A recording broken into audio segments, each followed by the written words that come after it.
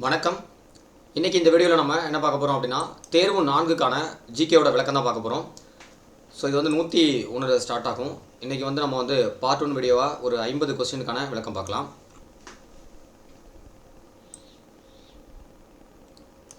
First question, Pradhan Mantri Adarsh gram Sadak Yojana அப்படின்னு சொல்லக்கூடிய திட்டம் எந்த ஆண்டு கொண்டு வரப்பட்டது அப்படின்னு சொல்லி கொஸ்டின் கேட்டிருக்காங்க. இதெல்லாம் நமக்கு வந்து நம்ம ஆல்ரெடி படிச்சிருப்போம். ரொம்ப ஈஸியான கொஸ்டின் தான். ஸோ 2010 அப்படிங்கிறது தான் ஆன்சர். பிரதான் மந்திரி ஆதாஷ் கிராம் சதக் யோஜனா அப்படிங்கிறது 2010ஆம் ஆண்டு கொண்டு வரப்பட்டது. அடுத்தது ராஜீவ் ஆவாஸ் யோஜனா. ரெண்டாவது கொஸ்டின், 102வது கொஸ்டின், ராஜீவ் ஆவாஸ் யோஜனா அப்படிங்கிறது எந்த ஆண்டு அப்படின்னா 2009. அடுத்தது 103வது கொஸ்டின், ஊரக வேளாண்மையோடு தொடர்புடையவை யாவை? வெளிப்படையான வேலையின்மை, பருவகால வேலையின்மை, மறைமுக வேலையின்மை, இவை அனைத்தும் அப்படின்னு சொல்கிறாங்க. அப்போ ஊரக வேலையின்மை அப்படின்னு தொடர்புடையது இது மூன்றுமே வரும். அப்போ இவை அனைத்தும் அப்படிங்கிறது தான் சரியான ஆன்சர். அடுத்தது சிறு குறு நடுத்தர நிறுவனங்களின் வளர்ச்சி சட்டம். இது நிறைய பேர் இது தப்பு பண்ணுவாங்க. டக்குன்னு என்ன சொல்லுவாங்க அப்படின்னா 2005 அடிச்சிருவாங்க. ஸோ சிறு குறு நடுத்தர நிறுவனங்களின் வளர்ச்சி சட்டம் அப்படிங்கிறது 2006 அப்படிங்கிறத மறந்துடாதீங்க. அடுத்தது 105வது கொஸ்டின், சரியான கூற்றை தேர்வு செய்க அப்படின்னு கொடுத்துருக்காங்க. ஸோ கூற்று 1 என்ன கொடுத்துருக்காங்க அப்படின்னா, 4இல் 2 பகுதி ஊரக குடும்பங்களின் கடலில் மூழ்கியிருக்கிறாங்க. 4ல் 2 பகுதி ஊரக குடும்பங்கள் வந்து பார்த்தீங்கன்னா ஊரகத்தில் இருக்கக்கூடிய குடும்பங்கள் கடலில் மூழ்கியிருக்காங்க. ரெண்டாவது கொஸ்டின் வந்து ஊரக பகுதியில் மறைமுக வேலையின்மை அப்படிங்கிறது 50 விழுக்காடு வரை காணப்படுகிறது அப்படின்னு சொல்லி கொடுத்துருக்காங்க. இதில் எது சரியான கூற்று? இப்போ 4ல் 2 பகுதின்னு கொடுத்துருக்காங்களே, இது தவறானது. ஸோ ஊரகங்களில் வந்து பகுதியில் குடும்பங்கள்லாம் கடலை மூடியது தான் கரெக்டு தான். ஆனால் 4ல் 2 கிடையாது, 4ல் 3 அப்படிங்கிறது ரொம்ப முக்கியமான கொஸ்டின். அதே மாதிரி ஊரக பகுதியில் மறைமுக வேலையின்மை இருக்குது. அது எத்தனை அப்படின்னா 25 to 30%, 50% கிடையாது, 25 to 30%. அப்போ இந்த இடத்துல வந்து இதில் மாற்றம் இருக்குது. அப்போ இந்த கூட்டில் வந்து 2ம் தவறு அப்படி தான் சரியான ஆன்சர். அடுத்து 106வது கொஸ்டின், தேசிய ஊரக நல அமைப்பு ஆரம்பிக்கப்பட்ட ஆண்டு அப்படின்னு பார்க்கும்போது நிறைய பேருக்கு 2005ன்னு படிச்சிருப்போம். ஆனால் எந்த டேட்டு அப்படிங்கிறது தெரியாமல் இருந்திருக்கும். ஸோ வந்து பார்த்தீங்கன்னா ஆப்ஷன் ஏ 106வது கொஸ்டினுக்கு வந்து 2005 ஏப்ரல் 12 அப்படிங்கிறது தான் சரியான ஆன்சர். அடுத்து 107வது கொஸ்டின், ஒரு குறிப்பிட்ட காலத்தில் மட்டுமே வேலை கிடைத்தல், ஆண்டின் எஞ்சிய காலத்தில் வேலை இல்லாமல் இருத்தல். இதை நம்ம பார்க்கும்போதே தெரியும். இதில் வந்து ரொம்ப மனப்பாடம் பண்ணி புரிஞ்சிக்கலாம் இல்லை, பருவகால வேலையின்மை அப்படிங்கிறது அதுக்கு ஆன்சர். அடுத்தது 108வது கொஸ்டின், 2011ஆம் ஆண்டின் கணக்கின்படி மொத்த மக்கள் தொகையில் ஊரகத்தில் வாழும் மக்கள் தொகை விழுக்காடு எவ்வளவு அப்படின்னா 60%. சரிங்களா? இது ரொம்ப முக்கியமான ஒரு கொஸ்டின் தான். அடுத்தது 109வது கொஸ்டின், கூற்றை தேர்வு செய்க. ஃபஸ்ட்டு கூற்று, முத்ரா வங்கி ஏப்ரல் 10, 2015ஆம் ஆண்டு துவங்கப்பட்டதுன்னு கொடுத்துருக்காங்க. ரெண்டாவது, பெருநிதி நிறுவனங்களை ஒழுங்குபடுத்தவும் மறு நிதியாக்கம் செய்யவும் ஏற்படுத்தப்பட்டதான் முத்ரா வங்கி அப்படின்னு சொல்லி கொடுத்துருக்காங்க. சரிங்களா? அப்போ முத்ரா கிடையாது, முத்ரா வங்கி அப்படிங்கிறது. ஸோ இதில் என்ன கூற்றை பார்க்கணும், எது சரி எது தவறு அப்படின்னு நம்ம கொடுத்துல, கூற்றை தேர்வு செய்யணும் தான் கொடுத்துருக்காங்க. அப்போ இதுலேருந்து நம்ம ஆப்ஷன்லேருந்து பார்க்க வேண்டியதான். அப்போ முத்ரா வங்கி அப்படிங்கிறது 2015 ஏப்ரல் தொடங்கப்பட்டது தான். ஆனால் இந்த டேட்டு கரெக்டாக? அப்போ இது தப்பு. அப்போ வந்து இது சரியான டேட்டை நீங்கள் என்ன பண்ணுங்கள், கமெண்ட்டில் மென்ஷன் பண்ணுங்கள். அடுத்தது பெருநிதி நிறுவனங்களை ஒழுங்குபடுத்த கிடையாது, இது நடுத்தர நிறுவனங்களை வந்து ஒழுங்குபடுத்துவதற்கு மற்றும் மறு நிதியாக்கம் செய்ய ஏற்படுத்தப்பட்டது. அப்போ 2 கூற்றுமே தவறு. அப்போ ஆப்ஷன் டி தான் இதுக்கு ஆன்சர். அடுத்தது 110வது கொஸ்டின், சுய உதவி குழு பற்றி சரியான கூற்றை தேர்வு செய்க. அப்போ சரியான கூற்றை தான் கேட்டிருக்காங்க. சராசரியாக 15 பெண்கள் வரை கொண்ட ஒரு தன்னிச்சையான அமைப்பு. ஆக்சுவலாக இது ஒரு தன்னிச்சையான அமைப்பு அப்படின்னு தெரிஞ்சிருக்கணும். ப்ளஸ் வந்து பார்த்தீங்கன்னா ஒரு 10லேருந்து 20 பேர் இருப்பாங்க. ஆனால் ஆவரேஜாக 14 அப்படின்னு சொல்லி ப்ராக்கெட்டை கொடுத்துருப்பாங்க. மாத ரூபாய் 10 முதல் 50 வரை வந்து என்ன பண்ணலாம், வங்கியில் சேமிக்கலாம். நீங்கள் வந்து 100 ரூபா தான் சேமிக்கணும், 1000 ரூபா சேமிக்கணும் அப்படிலாம் கிடையாது. மினிமம் 10லேருந்து 50 வரை வந்து நீங்கள் வங்கியில் சேமிக்கலாம்னு சொல்கிறாங்க. அடுத்தது சுய உதவி குழுக்கள் தென் மாநிலங்கள் வெற்றிகரமாக செயல்பட்டது அப்படின்னா அது 3 கூற்றுமே சரியான கூற்று, ஆப்ஷன் ஏ. அடுத்தது இதுவரை வந்து பார்த்தீங்கன்னா எக்கனாமிக்ஸ் நம்ம முடிஞ்சிச்சு. அடுத்தது ஐஎன்எம்மில் இருக்கக்கூடியதில் வரும். இங்கிலாந்தின் கடினமான தருணம் இந்தியாவின் வாய்ப்புக்கான தருணம் அப்படி சொல்லி முழக்கமிட்டவர் யார் அப்படின்னா அன்னி பெசன்ட் அம்மையார். நம்ம தெரியும் 1893 இங்கே வராங்க, இந்தியாவுக்கு வராங்க. ரொம்ப முக்கியமானவங்க. சரிங்களா? தன்னாட்சி இயக்கம் 1916 தொடங்கியிருப்பாங்க. ஸோ அதெல்லாம் நம்ம வந்து ஐஎன்எம்மில் படித்தோம். அடுத்தது 1917ஆம் ஆண்டு அன்னி பெசன்ட் கைதானதை எதிர்த்து பட்டத்தை துறந்தவர் யார்? அப்போ இந்த இடத்துல சுப்பிரமணியன் அப்படின்னு நம்ம படிச்சிருப்போம். அந்த இன்சில் படிக்காமல் இருப்போம். இப்படியும் படிக்கணும் அப்படிங்கிறதுக்காக அந்த கொஸ்டின். எஸ் சுப்பிரமணியன் அப்படிங்கிறது அது சரியான ஆன்சர். வீர திருமகன் நைட்வுட் பட்டத்தை வந்து திறந்திருப்பார். இவங்க வந்து ஊட்டியில் வந்து 1916 ஜூன் மாதம் 16 ஜூன் மாதம் அரெஸ்ட் ஆவாங்க. ஸோ அதுக்கப்புறம் பெரிய போராட்டம் நடக்கும். 500 பேர்கிட்ட கையெழுத்தெல்லாம் வாங்கிட்டு போயிட்டு அதை போவாங்க, அந்த ஜெயிலுக்கிட்ட போவாங்க. ஸோ அதன் பிறகு வந்து பார்த்திங்கன்னா பொறுப்புமிக்க அரசு தான் நாங்கள் தர்றோம்னு சொல்லி ஆங்கில அரசு அறிவிக்கப்பட்டிருக்கோம். அதுக்கப்புறம் 1917 இவங்க என்ன பண்ணுவாங்க, டிசம்பரில் கல்கத்தா இந்திய தேசிய காங்கிரஸ் மாநாட்டுக்கு தலைவராக தேர்ந்தெடுக்கப்படுவாங்க. அதெல்லாம் நம்ம படிப்போம். ஓகே, அடுத்தது 113. முழுமையான சுதந்திரம் வேண்டுமென்று முதலில் கோரிக்கை எழுப்பியவர் யார் அப்படின்னு பார்த்தீங்கன்னா ஆப்ஷனில் மிதவாதிகள், தீவிர தேசியவாதிகள், புரட்சிகரவாதிகள், மேற்கண்ட யாரும் இல்லை அப்படின்னு சொல்லி கொடுத்துருக்காங்க.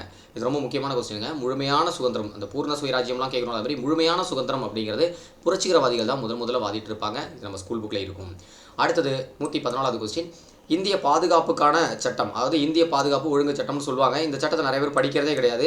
இந்த சட்டத்தோட மறு அமைப்பு தான் வந்து பார்த்திங்கன்னா, அதாவது இந்த சட்டத்தோட அடுத்த லெவல் தான் வந்து என்னது, ரவுலட் சட்டம். அந்த எதிர்ப்பு பண்ணுவாங்கள்ல, கருப்பு சட்டம் சொல்லி மகாத்மா காந்தியடிகளால் வர்ணிக்கப்படக்கூடிய சட்டம்.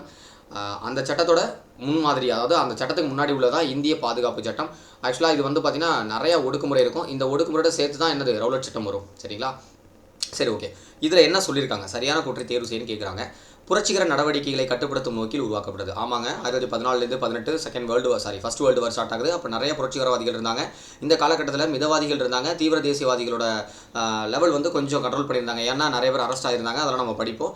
ஸோ ஆல்ரெடி 1907 சூரத் பிளவுல வந்து 2ஆக பிரிஞ்சிரும், அதெல்லாம் படிச்சிருக்கோம். அப்போ இந்த காலகட்டத்தில் புரட்சிகரவாதிகள் நிறைய பேர் வந்து தீவிரமாக செயல்பட்டாங்க, கொலையில் ஈடுபட்டாங்க. ஸோ அதை கண்ட்ரோல் பண்ணுறதுக்கு ஏற்படுத்தப்பட்டது தான். கரெக்டு தான். அடுத்தது, சந்தேகத்திற்கு இடமானவர்கள் அதிகபட்சம் நாடு கடத்தல் தண்டனை மட்டுமே, மரண தண்டனை விதிக்கப்படல. நல்லா பாருங்கள், அதிகபட்சம் நாடு கடத்தல் இருக்காங்க. இல்லைங்க, அதிகபட்சம் மரண தண்டனையே கொடுக்கலாம். சரிங்களா? ஸோ இந்த கூற்று தவறானது. அடுத்தது, அலிப்பூர் சதி வழக்கில் வந்து விசாரணையின் பொழுது முதன்முறை பயன்படுத்தப்பட்டது அப்படின்னு கொடுத்துருக்காங்க. அலிப்பூர் சதி வழக்கு கிடையாது, இது வந்து லாகூர் சதி வழக்கில் தான் முதல்ல பயன்படுத்தியிருப்பாங்க. ஓகே, அப்போ இந்த கூற்றும் வந்து தவறானது. அப்போ 1 மட்டும்தான் சரி. இங்கே ஆப்ஷனில் 1 மட்டும் சரின்னு இருக்கா? என்ன கொடுக்குறாங்க, கூற்றை தேர்வு செய்யன்னு கொடுத்துருக்காங்க. இந்திய பாதுகாப்பு சட்டம் 1915 கூற்று சரியான கூற்று தானே. 1914க்கு என்ன சரி?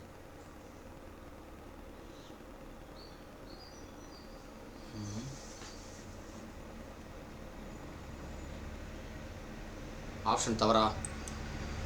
114வது கொஸ்டின்.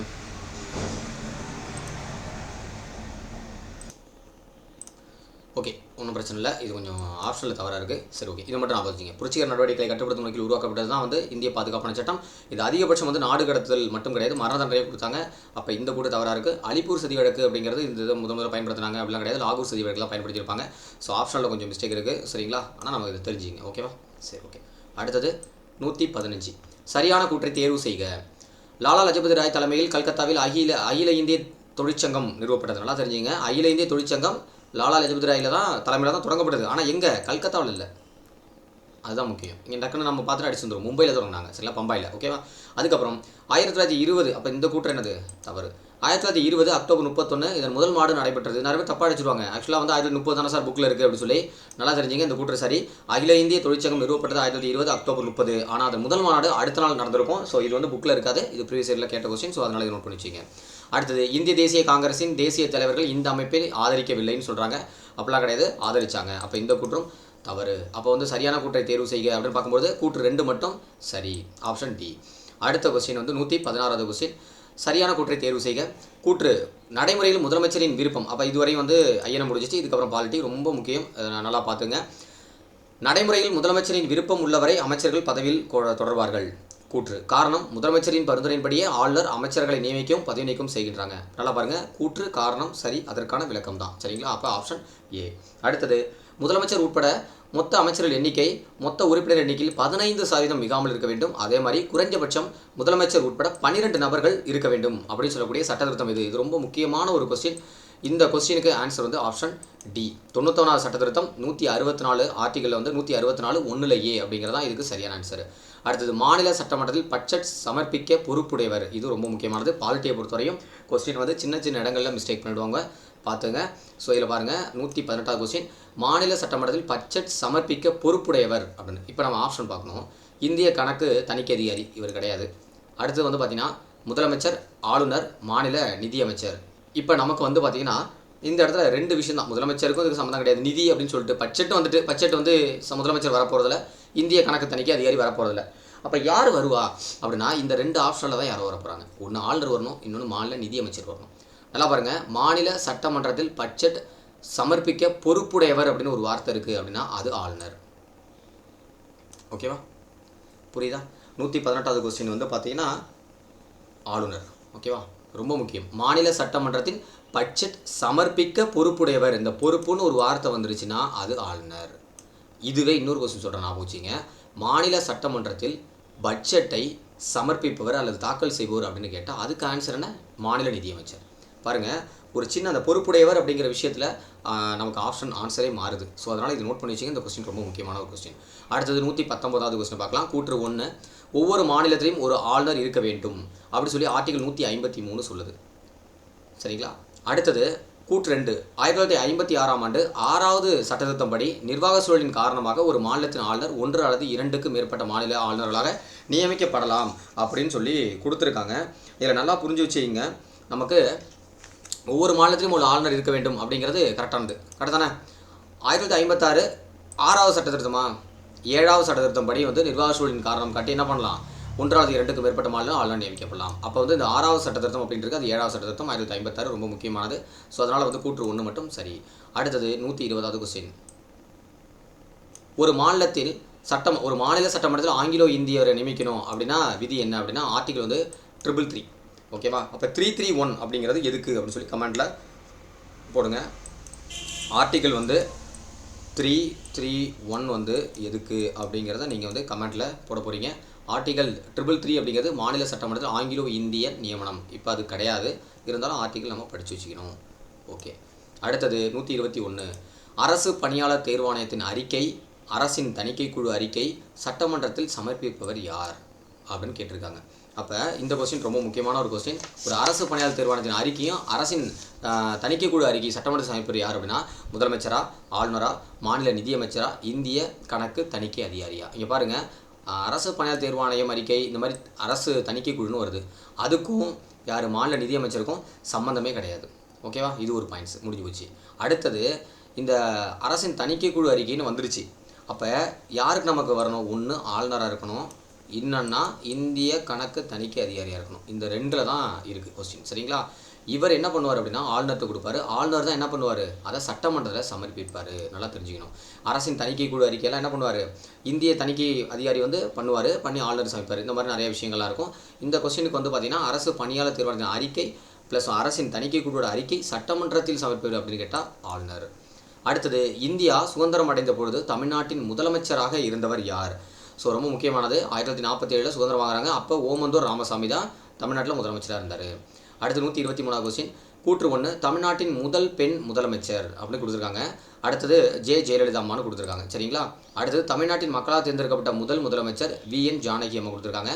கூற்று 3ல் வந்து 5 முறை நாட்டின் முதலமைச்சராக இருந்தார். கிடையாது, ஆக்சுவலாக தப்பாக இருக்குது. மு கருணாநிதி. சரிங்களா? டைப் பண்ணும்போது மிஸ்டேக்காக இருக்குது. ஓகே. தமிழ்நாட்டு முதல் பெண் முதலமைச்சர் அப்படின்னோன்னா எல்லாருமே ஜெயலலிதா அம்மா அடிச்சுருவாங்க. கிடையாது. யார் அப்படின்னா VN ஜானகி அம்மா. சரிங்களா? எம்ஜிஆர் இறந்த உடனே வந்து பார்த்திங்கன்னா அடுத்தது வருவாங்க. ஒரு 23 நாட்கள் இருப்பாங்க. அப்புறம் நம்பிக்கையில்லா தீர்மானம் இது பண்ணி ஆட்சி கலைஞ்சிரும். சரிங்களா? ஸோ மக்களால் தேர்ந்தெடுக்கப்படலை இவங்க. அடுத்தது தமிழ்நாட்டில் மக்களால் தேர்ந்தெடுக்கப்பட்ட முதல் பெண் முதலமைச்சர்னா நம்ம வந்து முன்னாள் முதலமைச்சர் ஜெயலலிதா அம்மா. சரிங்களா? அப்போ 2க்கும் உல்டாவாக ஆப்ஷன் இருக்குது. அடுத்து 5 முறை நாட்டின் முதலமைச்சராக இருந்தவர் கலைஞர் திரு மு கருணாநிதி அவர்கள் தான். ஸோ இந்த கூற்று சரியானது. அப்போ ஆப்ஷன் வந்து பார்த்திங்கன்னா 3 மற்றும் சரி அப்படின்னா ஆப்ஷன் டி. அடுத்து 124வது கொஸ்டின். அமைச்சருக்கான சிறப்பு சரியான கூற்றை தேர்வு செய்க. ஓகே, அமைச்சருக்கான சிறப்பு சரியான கூற்றை தேர்வு செய்ய சொல்கிறாங்க. தான் உறுப்பினராக இல்லாத சட்டமன்றத்தின் மற்றொரு அவையிலும் அமைச்சர் பேசும் உரிமை உண்டு. கண்டிப்பாக உண்டுங்க. சரிங்களா? அடுத்தது மாநில அமைச்சர்கள் மாநில சட்டமன்றத்திற்கு கூட்டு பொறுப்பேற்க வேண்டும் என்று சரத்து வந்து 165 சொல்லுது அப்படின்னு சொல்கிறாங்க. இதில் பார்த்தீங்கன்னா நமக்கு ஆர்டிகல் வந்து என்ன சொல்கிறாங்க? மாநில அமைச்சர் மற்றும் மாநில சட்டமன்றத்துக்கு கூட்டு பொறுப்பேற்க வேண்டும் அப்படின்னு சொல்லி கொடுத்தாங்க. 165 ஆர்டிகல் தவறாக இருக்குது. ஸோ ஆர்டிகல் என்ன அப்படிங்கிறத பாருங்கள். ஸோ அப்போ 1 மட்டும்தான் சரி. ஓகேவா? அடுத்தது மாநில தலைமை வழக்கறிஞர் பற்றி கூற்றுகள் சரியானவை.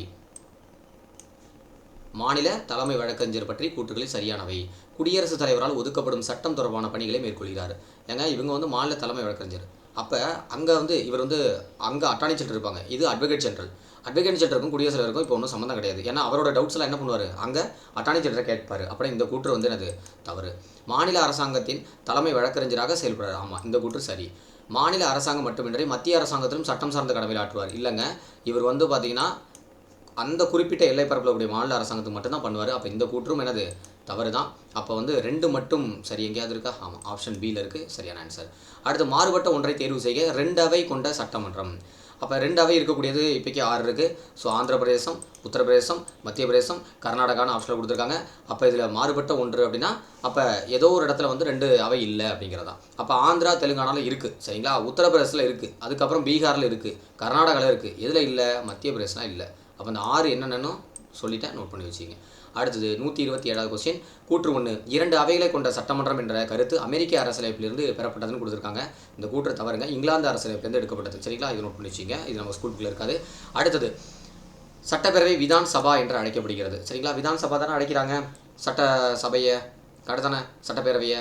இதை சட்ட மேலவை என்ன அழைக்கிறாங்க, அதை கமெண்ட்டில் பண்ணுங்கள். என்ன சார் நிறைய கமெண்ட்டில் சொல்கிறீங்க அப்படின்னு கேட்காதீங்க. ஸோ இது எல்லாமே நம்ம ஸ்கூல் புக்கில் இருக்குது சரிங்களா. அதனால் இந்த கூற்று வந்து சரி. அப்போ 127க்கு 1 மற்றும் சரி 2 மற்றும் சரி சரிங்களா. விதான் சபா அப்படின்னா சட்டப்பேரவை, அப்படின்னா விதான் சட்ட மேலவை அப்படின்னா விதான் பரிஷத் அப்படி சொல்லுவாங்க. இதுதான் ஸ்கூல் புக்கில் இருக்குது, முக்கியம்.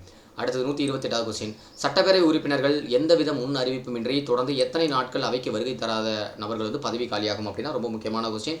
ஸோ எங்கே இருக்குது ஆப்ஷன் ஏல வந்து பார்த்திங்கன்னா 60 நாள் இருக்கும் சரிங்களா.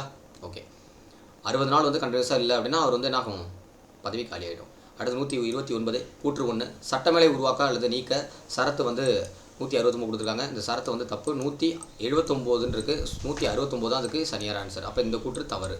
அடுத்தது சட்டப்பேரவையில் மொத்த உறுப்பினரில் 1/3 உறுப்பினர் வாக்களித்து தீர்மானத்தை நிறைவேற்றி சட்டங்களை உருவாக்கவோ அல்லது நீக்கவோ பாராளுமன்றத்தில் கேட்டுக்கொள்ளலாம். இதெல்லாம் கரெக்டாக தான், 3/1 கிடையாது, 3/2. அப்போ இந்த கூற்றும் தவறு. அடுத்து பாராளுமன்றம் இயற்றும் ஒரு சட்டத்தின் மூலம் சட்டங்களை உருவாக்க அல்லது நீக்கப்படும். பாராளுமன்றம் ஒரு சட்டம் இயற்றுனது அப்படின்னா அந்த சட்டத்தின் மூலமாக என்ன பண்ணலாம், ஒரு ஸ்டேட்டில் என்ன பண்ணலாம், ஒரு மாநிலத்தில் என்ன பண்ணலாம், சட்டமேலை உருவாக்கலாம் அல்லது நீக்கலாம் அப்படிங்கிறத பற்றி கொடுத்துருக்காங்க. ஸோ அந்த கூற்று சரியான கூற்று. அப்போ 129 ஆப்ஷன் டி தான் சரியான ஆன்சர். அடுத்தது 130.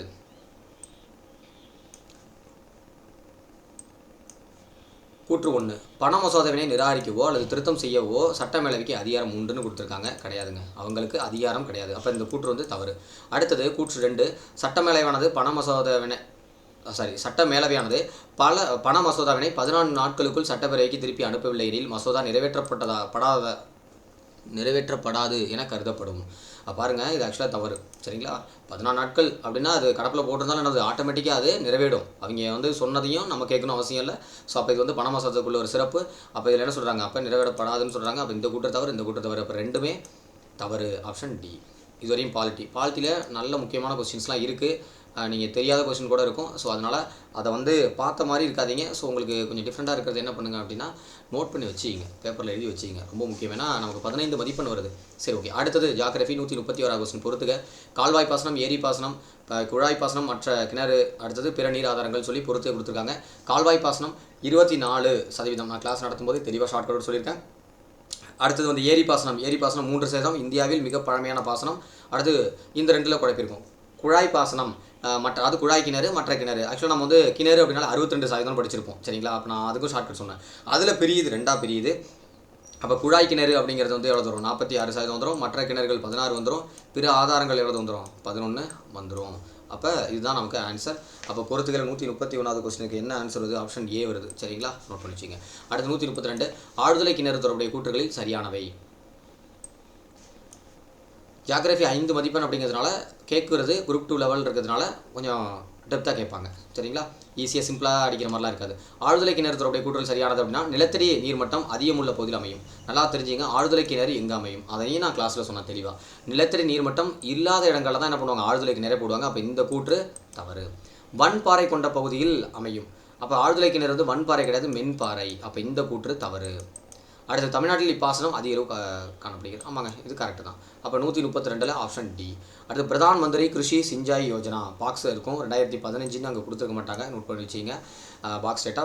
அடுத்தது வந்து பார்த்தீங்கன்னா இதில் என்ன கொஸ்டின் கேட்குறாங்க, இதை பற்றி நம்ம பார்க்குறோம். பிரதான் மந்திரி கிருஷி சிஞ்சாய் யோஜனா, குறைந்த அளவு நீர் அதிக மகசூலை பெறுதல், அடுத்து தண்ணீர் பயன்பாட்டை மேம்படுத்தல், சுற்றுச்சூழலை பாதுகாத்தல். இதில் எது கரெக்ட் அப்படின்னு சொல்லி கொடுத்துருக்காங்க. ஸோ நல்லா தெரிஞ்சுங்க, ஏவும் கரெக்டு தான், பியும் கரெக்டு தான். அப்போ ஆப்ஷன் டி தான் சரியான ஆன்சர். பீகார் மற்றும் நேபாளம் எந்த ஆட்சியின் மூலம் பயன்படுகிறது, அது பயன்படுகிறதுல அது கொஞ்சம் அந்த எழுத்து மிஸ்டேக் இருக்குது.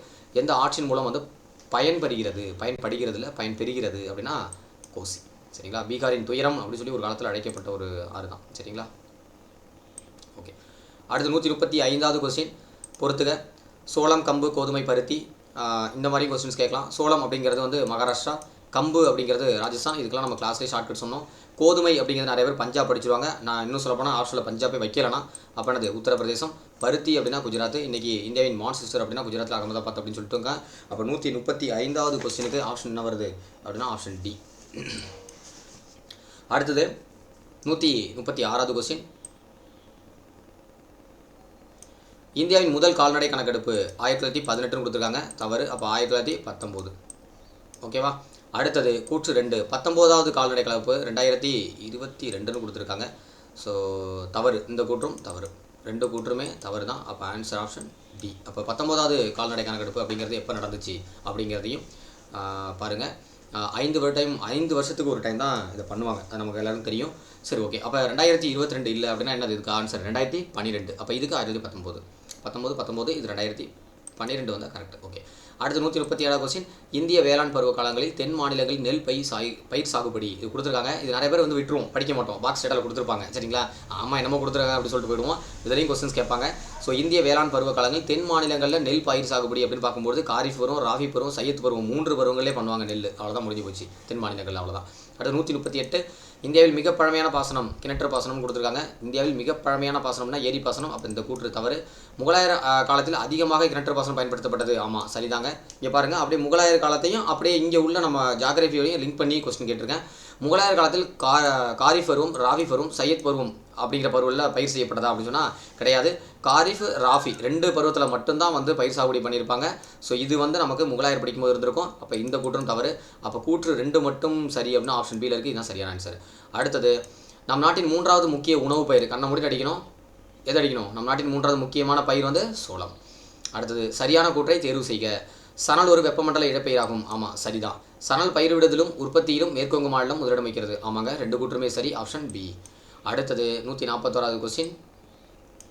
சுயராஜ்யம் என்பது அந்நியர் ஆட்சியிலிருந்து முற்றிலும் விடுபடுதல். ஆக்சுவலாக வந்து சுயராஜ்யம் அப்படிங்கிற அந்த வார்த்தைக்கு நிறைய பேர் நிறைய மீனிங் கொடுத்தாங்க அப்படின்னு சொல்லி நான் கிளாஸில் சொல்லியிருக்கேன். இல்லை என்ன சொல்கிறாங்க, அந்நியர் ஆட்சியிலிருந்து முற்றிலும் வெளியே போயிடணும் அப்படின்னு சொன்னது யார் அப்படின்னா பிபின் சந்திரபால். இவர் எந்த பகுதியை சார்ந்தவர் அப்படின்னு சொல்லி கமெண்ட்டை சொல்லுங்கள். அடுத்து 142. ஆயுதமேந்திய புரட்சி என்ற கருத்தை இருந்து ஆன்மீக பாதையை தேர்ந்தெடுத்தவர் அப்படின்னு யார் அப்படின்னு கேட்டால் அரவிந்த் கோஷ். சரிங்களா. இவர் அண்ணன் வந்து அந்த குண்டு வழக்கில் மாட்டுவார். அதுக்கப்புறம் வந்து என்ன பண்ணுவார், அஹிம்சை லைஃப்பில் போயிடுவார். எங்கள் பாண்டிச்சேரியிலேருந்து கடைசியில் அங்கே இறந்துடுவார் அப்படின்னு சொல்லுவாங்க. சரி, ஓகே. அடுத்தது 143. சதீஷ் சந்திர முகர்ஜி இதனுடைய கூற்றுகளை காண்க. தாய்மொழி கல்வி ஊக்குவித்தல். வட்டார மொழி கல்வி. 1905 நவம்பர் 5 விடுவெள்ளி கழகத்தின் முன்னெடுப்பில் கல்விக்கான தேசிய கழகம் உருவாக்கப்பட்டது. நல்லா தெரிஞ்சுங்க, தாய்மொழி கல்வி அப்படின்னு வந்துட்டாலே இவர் கிடையாது. வட்டார கல்வி அப்படின்னாலும் இவர். அது மாதிரி இந்த கூற்றும் 3வது கூற்றும் சரி. அப்போ 2, 3 சரி. ஆப்ஷன் சியில் இருக்குது. ஆப்ஷன் சி தான் கரெக்டு. ஸோ அப்போ தாய்மொழி கல்வி ஊக்குவித்தல் அப்படின்னு யார் அப்படின்னா ரவீந்திரநாத் தாகூர். அடுத்தது இந்திய பத்திரிகை சட்டம் ரொம்ப முக்கியமானது. 1910. இந்த பத்திரிகை சட்டத்தின் மூலமாக அன்னி பெசன்ட் அம்மையார் வந்து என்ன பண்ணுவாங்க, தொகை கட்டியிருப்பாங்க, ஃபைன் கட்டியிருப்பாங்க. அடுத்து 1945. வங்க பிரிவினை 1995 தொடர்புடைய கூற்றுகளில் சரியானது என்ன அப்படின்னு கேட்குறாங்க. இந்திய தேசிய இயக்கத்தின் வரலாற்றில் முதலாக பெண்களும் தொழிலாளர்களும் விவசாயிகளும் விளிம்பு நிலை மக்களும் நவீன தேசிய சிந்தனைகளையும் அரசியலையும் கற்றுக்கொண்டனர் அப்படின்னா ஆமாம், கரெக்டு தான். பேச்சுக்களை பதிவு செய்யறதுக்கு முதல் முறையாக காவல்துறையினராக சுருக்கெழுத்து ஸ்டெனோ சொல்கிறல அதை பயன்படுத்துகிறாங்க. இந்த கூற்று சரி.